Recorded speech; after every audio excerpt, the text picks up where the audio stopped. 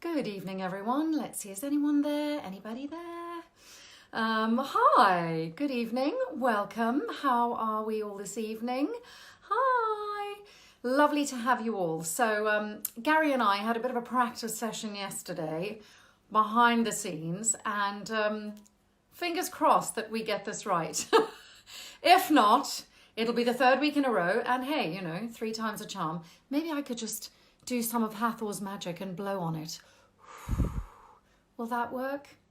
Oh, Gary, please see this. I've told him to press the icon and to join when he's live. And hopefully he will be able to join me. I'm going to see if I can send him a message to be live with Gary. Gary, where are ya? Bear with me, everyone. Sorry. Gary Jones, where are you? Oh, they need to come up with a better system, you guys, don't you think? How is this? Why is this not working? Oh, no. Oh, hello. Somebody sent a thing to be in there. Yes! I think it's off, ladies and gentlemen. Oh, let's hope so. Waiting for Gary Jones. Waiting. Do we have lift off, Gary? I'm waiting for you. We're all waiting for you. Yes, you. Oh, come on. Okay, Instagram, we need to have a little chat about this system because I seem to have endless trouble with it. Gary, where are you? It says waiting for Gary Jones. Walter, Chevron guy, get us through the gate, please. Oh, he's declined. Rude. Let me try you. Anyone out there who is a techie who perhaps has, right, Gary, I've sent you a request. If you see that, add it. Any techies out there who can help Gary, because, or me even for that matter, because we do have to try and get this done before everybody falls asleep. I'm really sorry, everyone who's joining us, and if it's really late wherever you are. Thank you so much for joining us. Gary, it still says waiting for you. Do you see the thing? Click on it. It's add or accept. Guys, can anyone help me? Let me try. Right, so I'll tell you what, I'm going to try and see. Let me try this again. Does anybody want to send a request, and we'll have somebody else on just to make sure that this thing is working and that it's not me. And then let's see what happens. And hopefully, Gary, then you can figure that out. We did it so perfectly yesterday. I don't understand what's happening. If you see the 2 little faces, Gary, oh, here's a request. Is that you? So I don't know who, I'm adding you, and let's see if this works now. Fingers crossed. Waiting for Joe 90210. Beverly Hills fan. Oh, no, connecting. Yeah. No.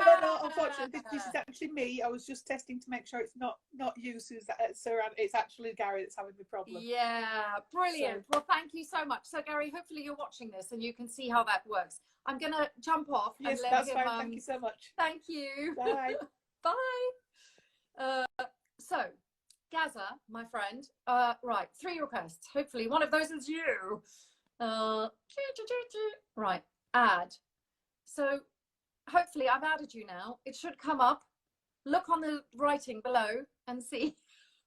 And then, yes! We did it! Hello. Hello. Can you hear me? How are you? Can you hear me okay? I can hear you, yes. Can everyone hear? Just give us a thumbs up if you can hear Gary. Oh, yes, great. Can hear you. Karen Ford. Karen Ford. I know Karen Ford. Oh, my goodness. I know Paul Tarnecki. Oh, my God. You see, all your fans are listening in. Yeah. So, welcome, and thank you so much for joining me for the 3rd Hathor's hosts, which clearly we've always got to have a slightly tricky technical start. That seems to be our speciality here at the House of Hathor. So I guess we should just jump straight on in if you're ready. Yes. Are you ready? Can you hear me? Hydrated and relaxed? Yeah, I just finished a workout. Very good. Very good. So I've just thrown a cardigan on to make it look like I'm super chill and relaxed. I love But it. I love it. I wish I could show you guys a behind the scenes, because getting the lighting right is quite challenging, I have found. And tonight I'm sort of dodging all sorts of obstacles. Anyway, as long as we can all see each other, that's fine. So I'm just going to jump right on in. You Yeah. are an actor, an absolutely legendary improviser, a director, an artist, a man of many, many colors, as it were. Yeah. And that's fantastic, because that gives us lots to talk about in the next hour. Great. And so I was wondering, because you came to acting quite a sort of unusual way, in that you were an ad director for a newspaper. Yeah. And then you kind of went, I know, I'm going to try my hand at improv, as you do. And I just kind of wonder what led you to try your hand at improv. What sort of prompted that decision? Well, as many people have experienced in their lives, they hear, if you go quiet enough, you hear a little inner voice. Yes. That kind of guides you, and you have to be quiet and still. And sometimes that voice yells, and sometimes it's like super quiet. Yeah. But the message nonetheless comes through if you allow it. So, like I said, I went to school to study advertising and design, and I was working in an ad agency. I was a creative director at an ad agency, and I was very, very happy doing that. Because it was creative. I could draw, I could think things up, copy ad lines, design billboards, all that sort of stuff. Yeah.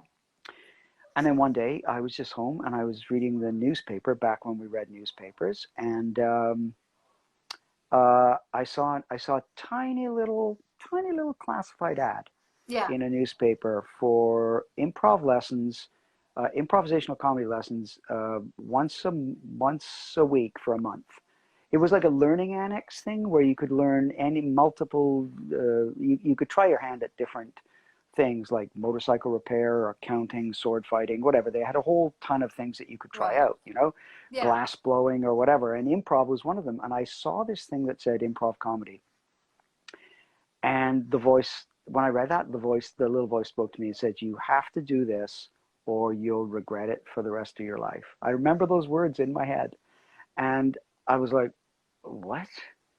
And I just knew that I had to try it at least. So the first thing I did was I called my friend Kevin Frank, who now he runs the entire workshop, Second City workshop department at Second City in Toronto. Mm-hmm. But he was selling stereos at Radio Shack in Toronto. But he was a good storyteller. We had a great time together. And I phoned him up and I said, Kev, you have to do this with me. And he's like, okay, what is it? And I said, I don't know. I said, it's improv comedy. He goes, well, what's improv comedy? I said, I have no idea really, but I'm just telling you, we have to do this. You're doing it with me. I'm not doing this alone. And he went, okay, Gar, I'm in. So the two of us took these classes for a month. And while we were taking these classes, then the teacher told us about Toronto theater sports and about Second City, and we were then introduced to this world of improv that I hitherto before had not known about. I had no clue that this world existed. Not a clue. I'd seen stand-up once in a live club, and I thought, oh, this is fantastic. Yeah. But I'd never seen improv, and so anyway, both Kev and I we then went from this sort of introductory night school thing so we signed up to regular Second City workshops, and I didn't realize it at the time. Well, neither did Kevin, but those were basically paid auditions. In other words, paid as in we paid for them. Yeah. So when we paid for our workshops, they were keeping their eye out for people that they could just pluck from the workshop systems. Yeah. So I was plucked out of the workshops. I didn't really know what I was doing, but obviously somebody saw some kind of innate skill that I had, that I was enjoying it, but I didn't know what they were looking for. And probably it was a good thing that I didn't know that they were keeping their eye on people or auditioning, because I might have just tried too hard, or you know what I mean? Self-conscious, or been really self-conscious or disappointed or have expectations. I had none until they came to me and said, would you like a spot in the national touring company? And I was like, oh my God. And so I did that for a while, part-time, while I was working at my advertising job in Hamilton. And then Second City sent me on tour. They actually sent us out And on tour to. that's what took you to Vancouver, is that right? No, no, not oh, at no, first. okay. Not at first. They took it. We did this tour out to Winnipeg and back. And when Yeah. I went on that tour, I said to my boss, I said, I have to do this tour. And he's like, oh my God, really? He was kind of annoyed that I said I have to do this because I was part of the troupe. And he took me off a salaried wage and put me as a freelancer. So he said, okay, so you can take time off. And when I came back from that tour, I quit. I just said, "Oh, dude, sorry. I found my tribe, and I'm gone." And he was like, "Oh, okay, fine."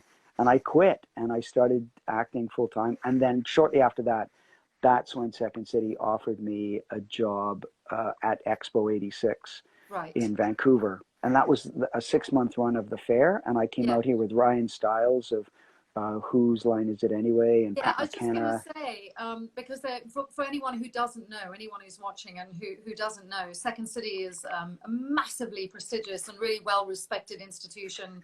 Lots of the Saturday Night Live alumni come from there. And of course, theatre sports, because you and I have improv in common, Improv in the UK, but the same thing. And it's a really specific medium. I mean, some people kind of go, oh my God, I hate it, I hate it, I hate it, I don't want to do it.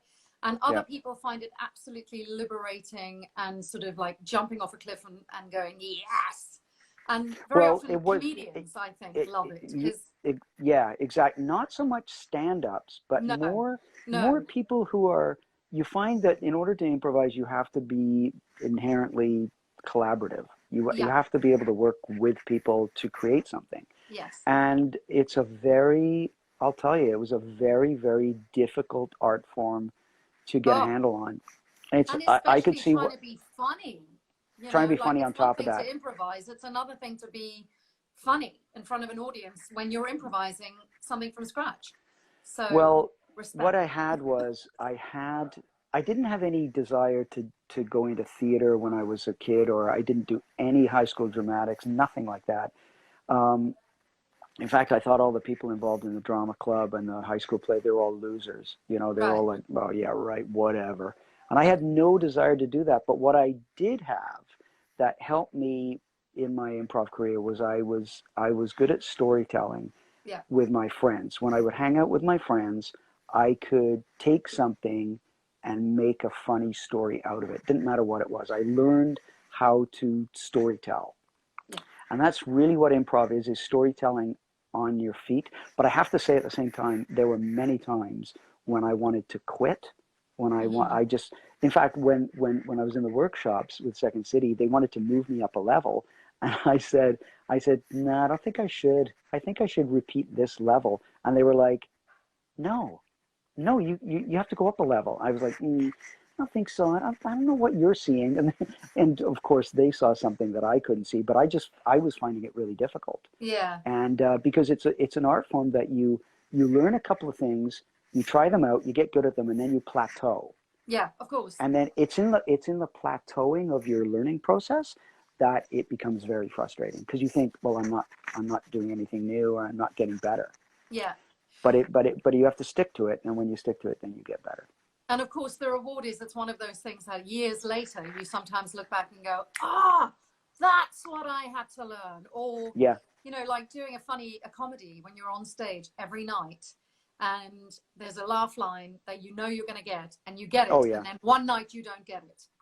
And no matter what you do to try and get it back, it's like, what have I done? And it's such a ephemeral thing, isn't it? It's like water that it's like trying to hold on to that.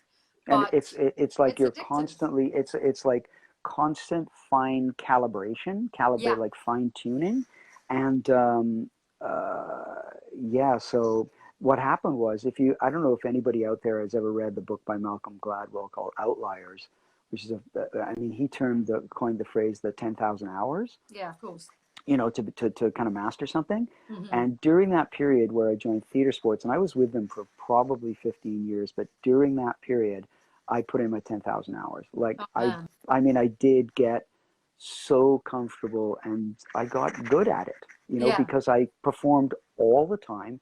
I gained an unbelievable amount of confidence, and it kind of clicked over for me one time when I realized that I wasn't going to care anymore. Not that I wasn't going to care about the quality of the scene or about the people that I was working with, but I wasn't going to care if the scene died.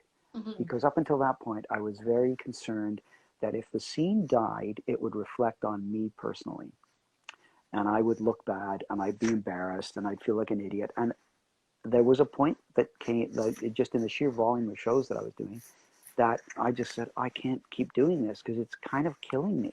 Like, it's exhausting to keep worrying about whether or not I'm going to die on stage. Because if you do study improv as an art form, that's like literally the first thing I tell people. I go, if you're not prepared to be embarrassed and mortified on stage, just leave now, because it's not going to work for you. So once I got past that, everything changed in my, like, how I performed. It was a complete game changer that I had to arrive at myself. Nobody can tell you that. It has to be in you. Yeah. So it was sort of around about this time that you were doing an improvised show called Star Trick, as in a magic trick, where you were playing Kirk, right? Tell us about that. That sounds like such fun. Well, this was a really cool kind of watershed moment in the history of theater sports. They're a long-standing, like, global, they're really respected around the world for the quality of improv that they do. And similar now, of course, people know Whose Line Is It Anyway? That's kind of the format for anyone who doesn't know what theater sports is. Whose Line Is It Anyway? Ryan Stiles, all those guys have made it sort of globally accessible and famous. Anyway, sorry, as you were. Yeah. So what happened was that theater sports was trying to program shows at the time, and all we were doing was pretty much just improv. They'd done one improvised murder mystery, and that had worked really well. But they were looking to do something else, and they just sort of came across the idea of let's do a Star Trek parody that's partly scripted and partly improvised. And they got two of the the cast, or the ensemble, the people who worked at theater sports, Roger Fredericks and Louise Moon, who wrote really well together, and they crafted a script that basically employed all the Star Trek episodic tropes, Right. Beaming down to a planet, the guy in the red shirt dying, Kirk falling in love with the queen of the planet, the planet being ruled by some, like, disembodied intelligent Ball kind of thing. His name was Ball, actually. Ball improvised because he was played by, like, at the very top of the show, they would show the bridge of the Enterprise, and I'd be sitting in my chair, and Dean Haglund from the X-Files played Spock, and Ian Boothby, who went on to write for The Simpsons and Futurama, people can look him up, and and all these fantastic improvisers to work with. Oh man, it was amazing. And then Jerry McAteer played one of the crew, but then in the second half he played the voice of Ball. And if you can imagine, this was so low rent. The production was, oh my God, Suanne, so low rent that I'll never forget this. Like, every time I talk about this show, it's the best show I've ever done. It's the funnest show I've ever been on in 35 years of theater that I've ever done. And one time, so Ball was one of those, those sort of like 1970s plastic terrariums where you can kind of. Young. No, I'm joking. Oh, yes, right. I And do. so the top half is like clear plastic, and you lift it up and you can put plants in it, and it's on rollers, and and it looks very kind of like 70s space agey kind of thing, right? So that was Ball, and all we did was we just opened it up, crammed it full of Christmas lights, blinky Christmas lights, and then Jerry was backstage on a microphone going, "I am Ball." And then he would open the curtain and shove Ball out on rollers, and we'd have to be like, "Oh my God, it's Ball," and never forget this one time. I'm sorry to be jumping around because I'm holding my phone in my hand. I hope No, it's it's not making okay. anybody. It's okay. Okay. So anyway, Jerry, one time and we were supposed to defeat Ball by the end of the show, right? Mm-hmm. And so halfway through, we get introduced to Ball, and it's always like Jerry pulled the curtains back and he just shoved Ball out on rollers, and then he would say, "I am Ball." And one time he opens the curtain and he shoves Ball out, and Ball teeters and just falls over. And the Into top the falls audience? off. No, just on stage. Oh, Like like he was backstage, right? yeah. Shoves Ball out, Ball falls over, the top comes off, and all the Christmas lights just spill out. They're just like blinking there. And this thing crashes and opens up, and there's this big laugh from the audience, Yeah. and there's a pause, and Jerry's on mic and he just goes, "Ow." Gets a massive laugh, gets a gigantic laugh because now Ball, and then I say something to the effect of, "Bones, Spock, quick, put Ball back together so we can kill him by the end of the show." And Oh that my God. thinking on your feet, right? That's the thinking on the feet. That's what Yeah. made that show so funny. At that point, we could kind of say anything. We just goofed around and basically tried to make each other laugh. Yeah. Sean McDonald, the guy that I went on to write. Yes, I was just going to World's say Great. that's the next thing I want to talk about, actually, because it was round about this time, where you met Sean McDonald, your Right. longtime collaborator and friend, who you co-wrote The World's Best Guy, World's and then Greatest it Guy went on with. to win a Jessie Award, right? Yeah. So, which Yeah. is like the Tonys in Canada. In Vancouver. In Vancouver, okay. Yeah, So it's like tell us about that the process. highest. Well, Sorry. I just want to back up one time because I was getting to know Sean, and Sean was just so funny in the show, and he played Bones, Right. except in this show he was called Guts. And we had an audience member that we would put a red shirt on, and that person became Ensign Toast, Yeah. so that when he died, we would say he's toast, right? But Sean used to, he would die at the front of the stage, and Sean would run the little scanner over him, the tricorder thing. Yeah. And then I'd go, Guts, how is he? And he'd turn to me and he'd go, "He's dead, Jim," which is what Bones used to say all the time in the show. Like, Yeah. somebody died, "He's dead, Jim." But Sean started going, "He's dead, Jim." And then he'd go, "He's dead, Jim." And then Sounds a he bit like some stretched of it out. us after a night at home in Oh, lockdown. and then Dean Haglund and he used to do it upstage. So, and just and Dean Haglund and I were Spock and Kirk, and we used to be just looking at him, like waiting for the answer. And then he would also do this with his eye. He'd go, "He's dead, Jim." Oh, I And love it. we were supposed to like not laugh. Oh my God, it was just Yeah, insane. impossible. Yeah. Impossible. So anyway, getting back to playwriting with Sean McDonald. Sean and I were really good buddies, living in the same apartment building in Vancouver back in about 1992, something like that. Yeah. And we were out having dinner. Sean will, if you ever talk to Sean, he will totally attest to this. We were out having dinner together, just the way improvisers hang out, they're always bantering and goofing around and trying to take a rise out of the other guy. And Sean had this sister-in-law. He had a brother and a sister-in-law who lived in Regina. Sister-in-law, and they were coming out to visit. And sister-in-law's name was, at the time, his name was Wendy. Well, it's still named Wendy, but she's no longer his sister-in-law. Anyway, so he said, "Oh, Danny and Wendy are coming out to visit." And I was like, "Oh, that's great." And I knew, as far as I was concerned, Wendy was like super hot. And I was this young single guy. And I said, "Wouldn't it be funny if I just slept with Wendy?" And he's like, "Yeah." And I threw that out just to make Sean laugh. Yeah. And he said something back to me. I said something back to him.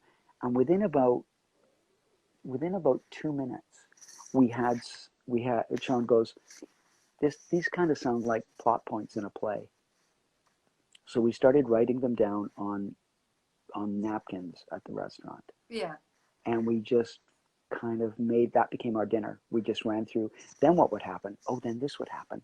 And then that would happen. Oh, this would be funny. And then wrote them down on napkins. I went home, put the napkins in my sock drawer. And then a couple of weeks later, Sean called me up and he said, "Do you still have those napkins?" And I was like, "Yeah." And he goes, "Why don't we try and write a fringe play?" And I was like, "Okay."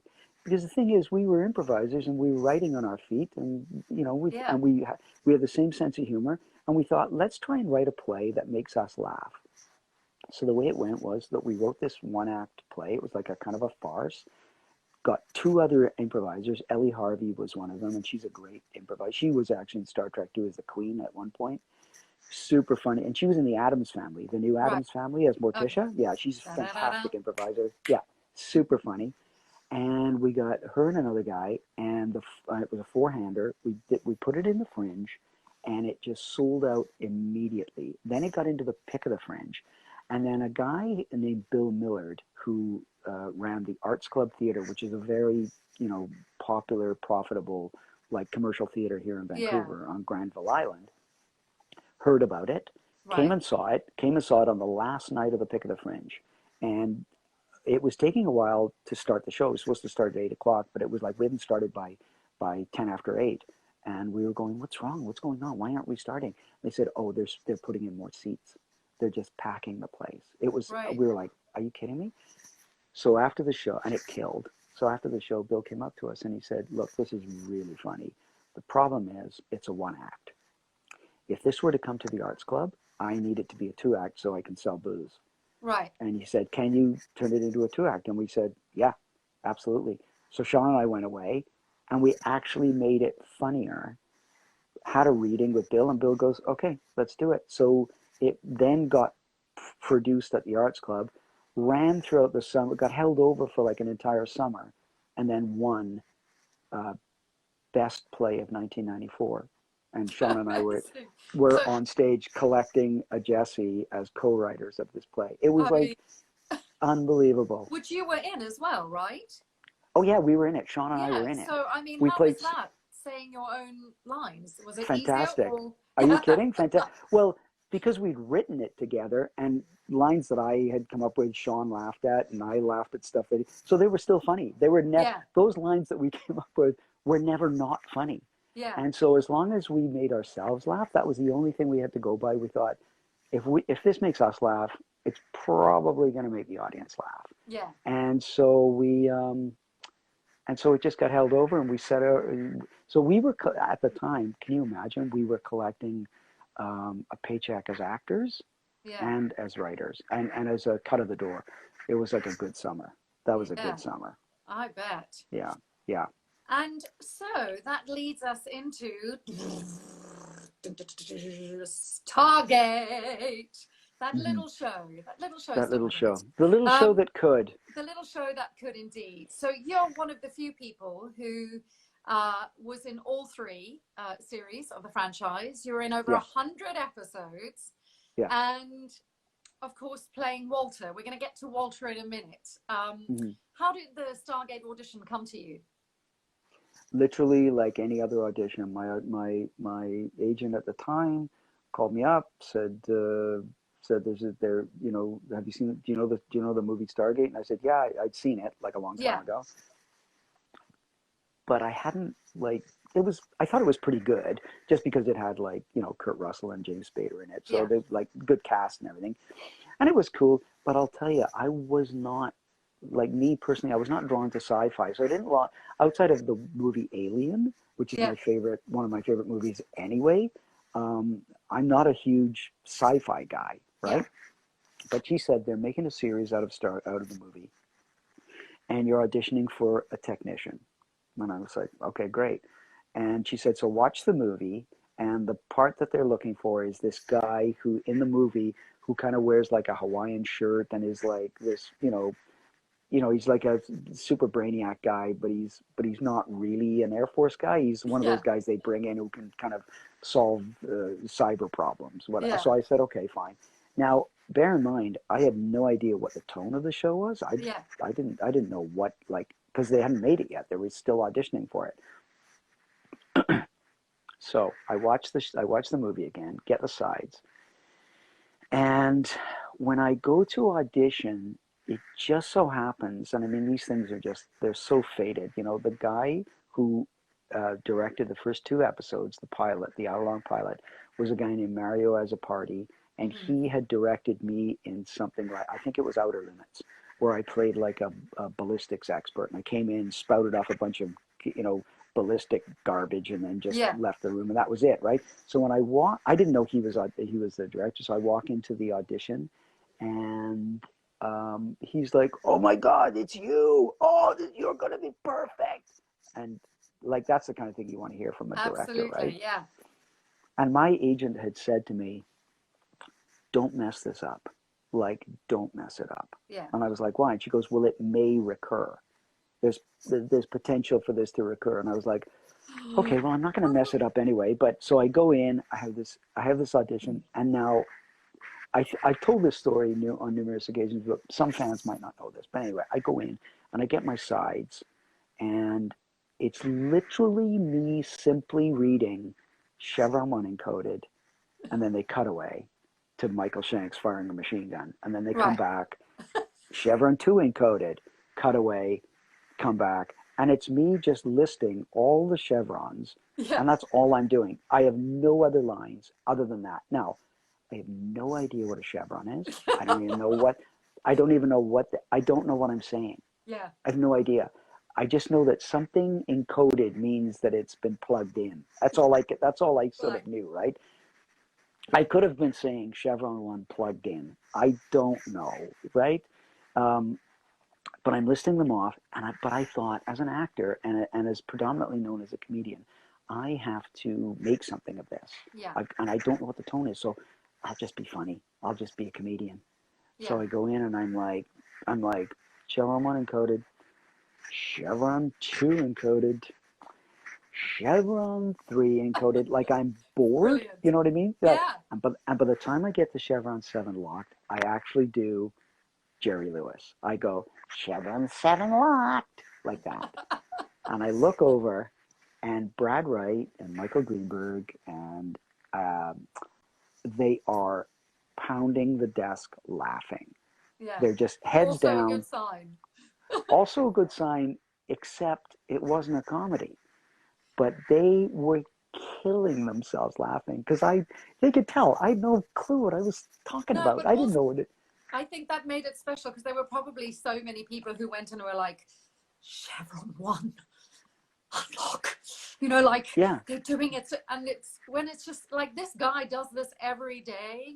Like, he's used to, I got to get him back safely. I got to get him through the gate safely. He's used to it. So even though you didn't know, it was like, what a gift that you sort of accidentally went with your instincts.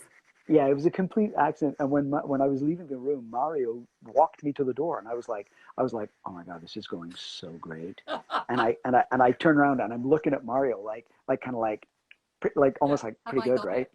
Like pretty good, right? And he goes, oh, Chief, that was so great, but not that big. And you're like, oh, okay. I was like, what? Not that big? Oh no! And then the door just closes. Oh no!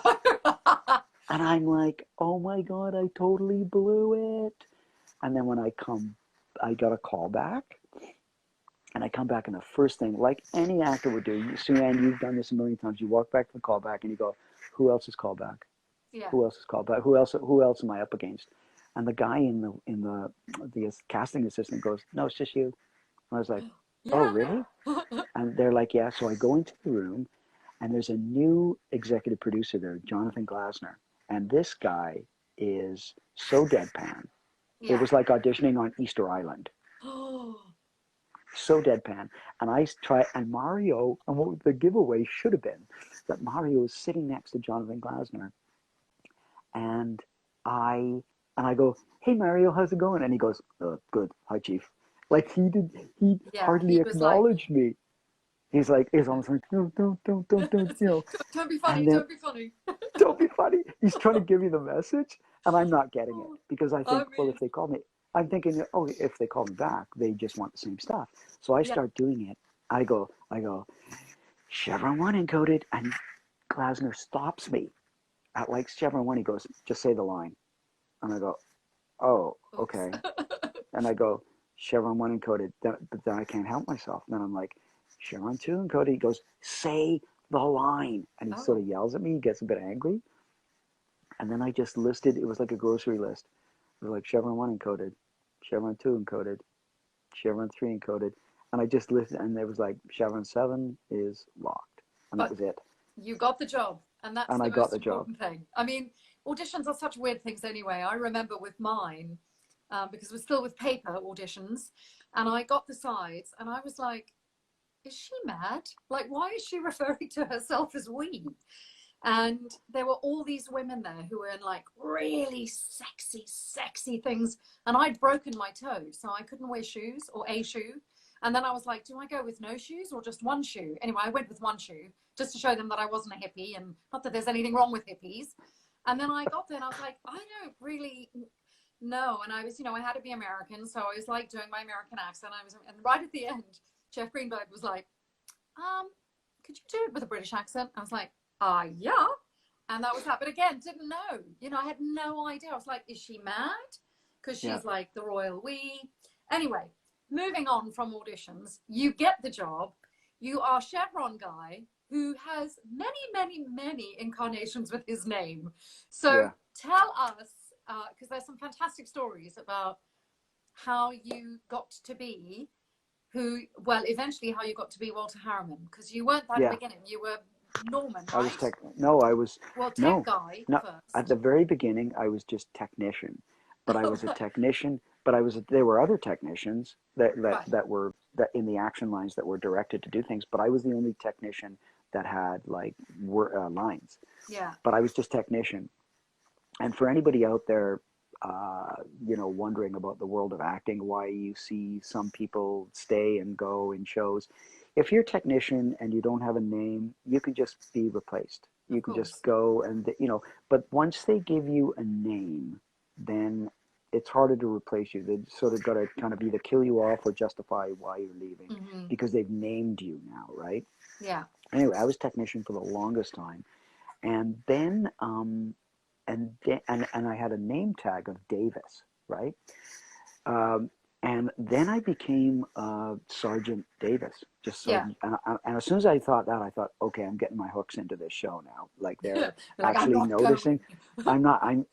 It's harder to get rid of me. That's the main thing. Then I became Norman Davis, and they just named me Norman Davis, out of wherever, right? So I was, and then they would keep giving me, they'd keep giving me promotions. So every season I'd come back and I'd be promoted, and they'd say, hey, you've been promoted. And I'm like, yeah, for what?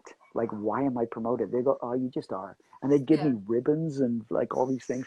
And I went from a sergeant to a master sergeant to a chief master sergeant. But then I was also Norman Davis. And then in the episode 2010, where the Stargate is turned into like a kind of like a tour facility, people can go on tours for it. It was in the future, and I was a tour guide. Right. But the crew, the leads, they beam there, and I come across them and I go, and I meet Richard and I go Colonel, and he goes Walter, like that, and I just very go, good Rick, by the way. yeah, and I go, I don't stop the scene and go, that's not in the script, Rick, and that's not my name. By the way, that's not my name, and that's not in the script. So what are you talking about? So we just do the scene, and everybody goes, okay, great, moving along. Like, no, the script supervisor comes up to Rick and says, Rick, scene went well, but his character's name's not Walter. And he goes, well, it is. He goes, well, it is now. It is now. So then the writers go, oh God, okay, now he's Walter. So then they just sort of shoehorned Norman Walter Davis in there. So then I was like then I was like Master Sergeant Norman Walter Davis. And then there was this other episode. I can't remember when it was, but it was, well, Don Davis was still the general. And Don Davis, will talk like this, and Yeah. had his Missouri accent and whatever. Lovely And Don Davis. lovely Don Davis, the best. And he was standing behind me, telling me to open the iris, airman, because I was in the Air Force. Right. And it was one episode. He goes, open the iris, airman. And we did it a few times. And then the script supervisor, you could see them talking, going, what did Don say? What did Don say? He said airman, but it sounded like Harriman. It was like, open the iris, Harriman. And so they changed my name from Don's like mangled Missouri accent Yeah. from airman to Harriman. I love it. I swear to God. And then they just ditched Norman Davis. Yeah. And I just became Chief Master Sergeant Walter Harriman. Same guy, same basic job, completely different name. Fantastic. So somewhere if there's a reboot, we need to have an episode that is dedicated to how he became he was Norman Davis and then became Walter Harriman. Why? How? Well, what show would that ever happen on? Like, what other show would that ever happen on?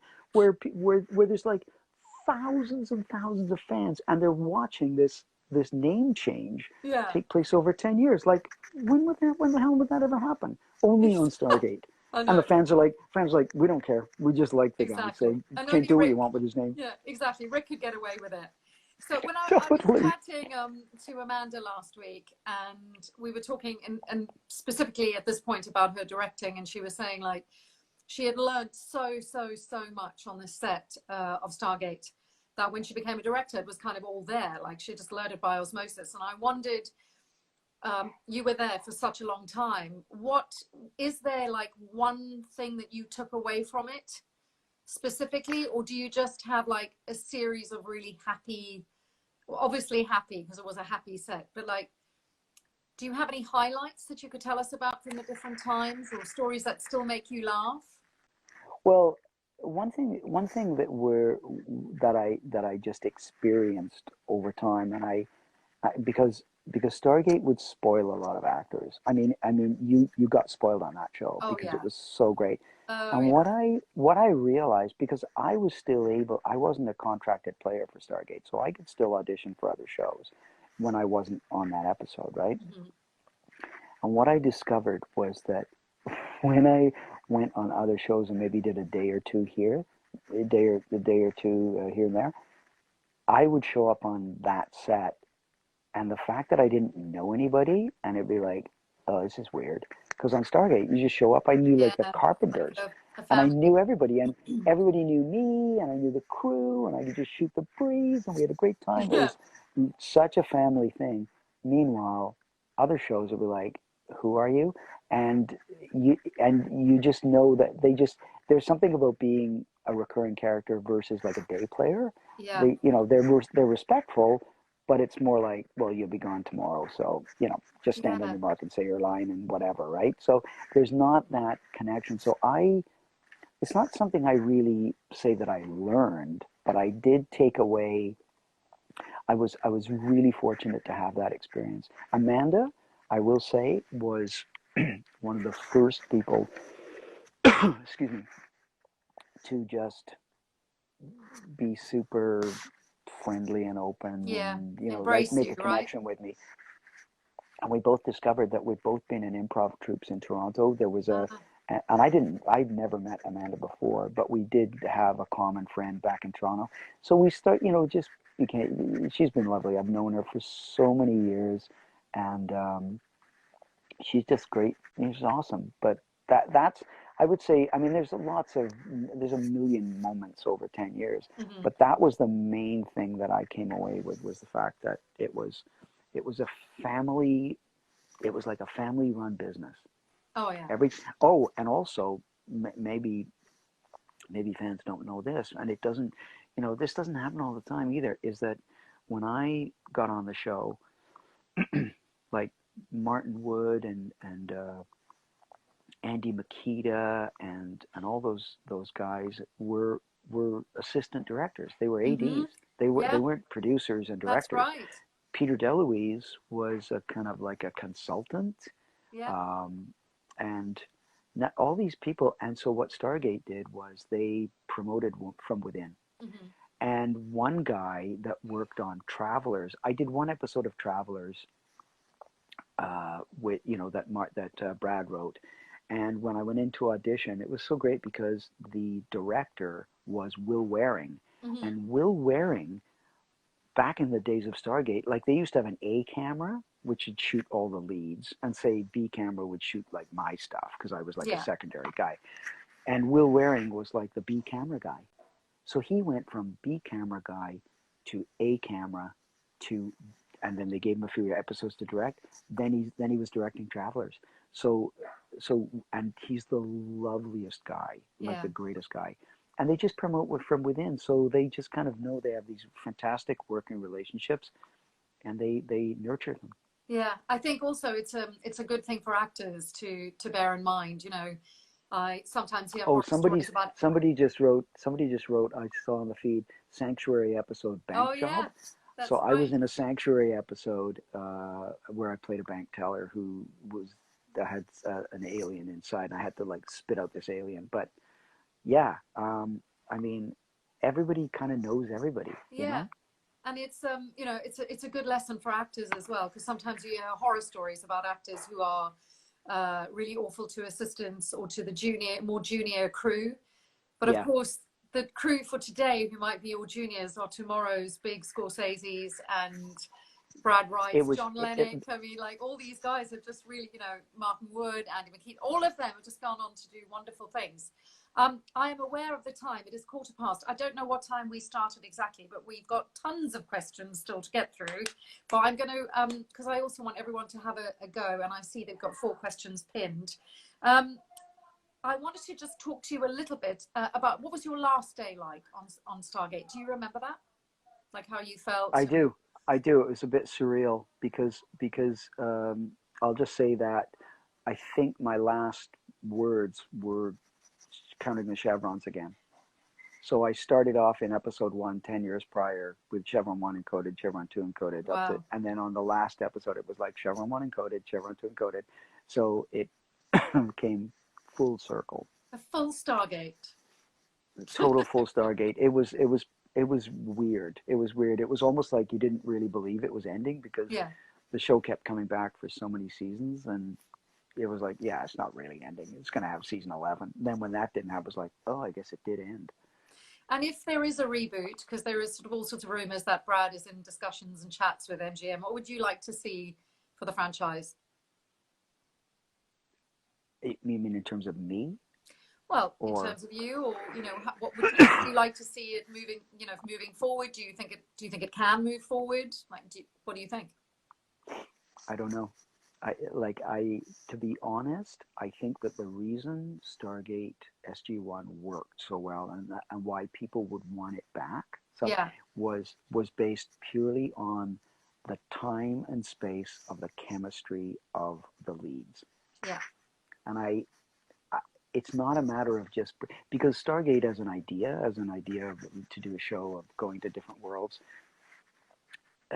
It's great. I mean, it's a little bit like trying to reboot Star Trek, where you know you see Chris Pine playing Captain Kirk, but everybody thinks, oh, he'll eventually turn into William Shatner kind of thing. You know what I mean? But even the first Star Trek was based on the characters and the chemistry they had, and I don't know how you replicate that. Yeah. You know, you can say, oh, we want it back, we miss it, but you're never going to get Rick back. No, and exactly. People have moved on, and so. Well, it can't be the same. You know, it has to try. It can't be the same. Be something else. I'm very, very quickly. I'm going to. We've done lots of Stargate, which is good because I see there are loads of questions. But I wanted to just ask you very briefly about, you did a one-man play, which you wrote as well. And I just wanted to ask you how that experience was. It was terrifying. Isn't it? It's terrifying. I did my first one-person show last year, play with 6 original songs. And the very first performance, we had a really limited run. We were only 5 shows.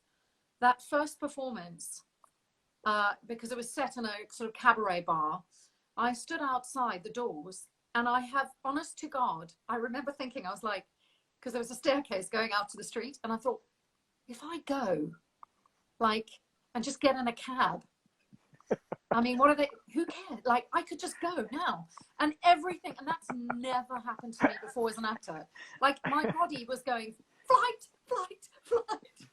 Total trauma. Total trauma. It's such a. It was so different, the whole experience, to what I was expecting it to be, and so I'd love to hear, so briefly, because we got to answer questions. How your experience. Well, I can stay. I can stay a little bit longer if you want to. Like, I want to answer some fans' questions. But for me, I did it because I needed to be scared. Mm-hmm. And I'd been used to storytelling. I'd done lots of storytelling. So a lot of the stories that I told in my 1 hour show, I'd told before, but I had to write them out and script them. And I had to write them and memorize them in the way that I sounded like I was just saying them and not that it was scripted. So it was kind of a bit of a challenge there. But I just do remember the very first show, I was backstage by myself. And the stage manager said to me, well, you know, the music will play, we'll fade the music, lights down, and then you walk out, right? Lights up, and then you walk out. And so I was standing in the door waiting to go out. And as I would do backstage, I would give myself a line in the middle of the play, or middle of the piece, and then I'd go from there. I'd think of what's my next line. And I blanked. I was standing in the door, and I knew that the music was going to end and the lights were going to go down, and I blanked on my own lines. Oh my God. Because I was so panicked, and I was like, oh my God, I forgot the show. I don't know what the show is. And the lights went down, they went up, and I just had to walk out. And as I was walking to the microphone, I was like, I don't know my lines. I have no idea. I've forgotten my entire script. Yeah. And then when I got to the microphone, I started talking, and it sort of came back to me. But that show was supposed to be an hour long, and it went an hour and a quarter because I spent 15 minutes trying to get moisture into my mouth, just going. Yeah. Yeah. I mean, it is astonishing what adrenaline and nerves can do. You're just I was terrified. So by the end of the 6th show, it was great. But that first show, whoa. Well, I would recommend it. I would recommend it to any actor to do a one-person show, because there's no other. It's such its own animal. Yeah, absolutely, absolutely. And so on that note, I'm going to quickly switch over to questions. I'm going to try and do this for the first one. Oh, we got loads. So I'm going to just start with the first one that I can see here. What would be your dream role, and what would it entail? My dream role? Yeah. Oh, that's such a hard. I don't even know how to answer that question. I mean, just an interesting character that is flawed, Mm-hmm. that maybe finds redemption or has to go through a journey. Has a good arc. Has a good arc. Has a good arc. Yeah. I mean, when you look at something like Bryan Cranston in Breaking Bad, that kind of arc. I mean, it's just amazing to work on something with that longevity. Like, I would love a role like that. You know, something like that. And playing a bad guy would be good too. What comedic legends do you admire? Good question. Comedic legends. I love Bill Murray. Mm-hmm. Love Bill Murray. Legends. Well, I like actors who have actually come up through improv and have been able to sort of turn their improv chops into something more, you know, than just that. Because, you know, usually if you're a good improviser, you can play drama and comedy. Yeah, and that's absolutely. Robin Williams. Yeah, somebody like he could do stand up, he could do comedy, and he's done like major drama. So that's the kind of thing I love. I mean, Bill Murray just pops to mind because he's just got a thing about him that I love to watch. You know, he's very, very watchable. So I'm just having a look. So did you get to keep your jumpsuit? yes. Yes, and you did. I did, and I wasn't supposed to. And the costumes head, the head of costumes, I told him that I was going to conventions. Right. And on the last shoot, he said, "Here, take it." And he gave me the jumpsuit, and it has all the original Stargate patches on it. And I've worn it to conventions too, for people to do photo ops. Yeah, amazing. it's pretty cool. Yeah. And Lots of questions / requests have come through saying, please, Walter, please, will you dial the gate for us? Oh, like right now? Like right now. Right now. Okay. Chevron 1 encoded. Chevron 2 encoded. Chevron 3 encoded. Chevron 4 encoded. Chevron 5 encoded. Chevron 6 encoded. Chevron 7 locked. Yes! What an absolute legend you are. Thank you so much. Well, I'm sure that's going to get everybody super, super excited. Yeah. Somebody's asked a question. Would you have liked to have been under Hathor's spell? Duh. I was already under Amanda's. Yeah.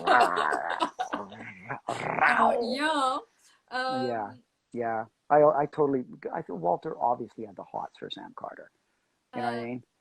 Question is, what was it like for both of you working with Joe Merlotte? I'm going to let you answer that because Joe is going to be a guest on Hathor Hosts, and so I'm going to let you answer that.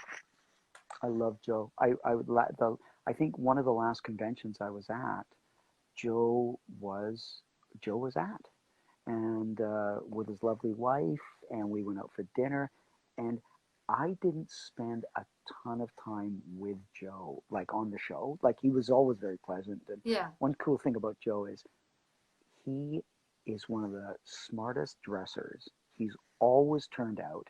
And that's one thing I noticed because I love clothes. And I mean, you know, I don't dress so well in the pandemic because it's like, well, not really. Well, I mean, I may never ever go back to normal clothes ever again. I'm like sweats and slippers. You know? But I will tell you that whenever I went up into the writing area, just the administrative offices where the writer room was, Joe Merlotte was it was in a suit. He was always in like in a pinstripe suit, and I was like, holy shit, this guy's like fashion-wise knocking it out of the park. Joe always looked so on top of his game, looked like a pro, and I just loved it. And have you ever seen the writer-director? I think his name's Paul Feig. Yes. You know, yeah, he wears like 3-piece suits and ties. He looks like James Bond. He directs like dressed like that. Like he's in like Savile Row bespoke suit, right? Yeah. And he goes to work like that. Well, Joe was like that. But on top of that, Joe is just the nicest guy. Like he's brilliant. I would love to do something with Joe or work with Joe somehow. Ooh, because he just has great energy, and he's very fun and intelligent and open, and I could spend so much time with that guy. He's great. Well, speaking of lovely guys, we've got 3 minutes left, so a question's come up. How was it working with Amanda on Sanctuary? Oh, just a laugh, like a total laugh. We have 2 minutes remaining. It's giving me a countdown, so rather than getting cut off, I want to thank you for your time. Thank you everyone for joining us. Gary, you're an absolute star, and hey, we popped your cherry. You are no longer an Insta Live virgin. I know, it's brilliant. It's brilliant. Let's do this. I'm happy to do this again at some point. Absolutely. This is really, really fun. Who knows how long we're going to be on lockdown, and there are lots of questions coming in. So I would love to do that. We'll do it again. Maybe we'll just keep going. Yeah. You know, let's do it again. We've done it. We kind of know how it works now. And it was so great chatting with you. Likewise. I don't think you and I have talked this long. Well, not forever, since right? the last GateCon, I think, which was like the one that I was at, which was a good 3-4 years ago, I think. Yeah. Yeah. And this was a great chance to talk to the fans and answer some questions. Fantastic. So I hope they had a good time. I had a really good time. Me too. Thank you so much, Susan. Thank you so much. Lots of love to you all, and thanks very much for joining us for Hathor Hosts. Okay. Hosts, I can't even say it. Hathor Hosts.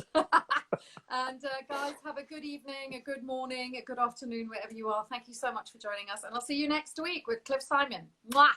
Oh, brilliant.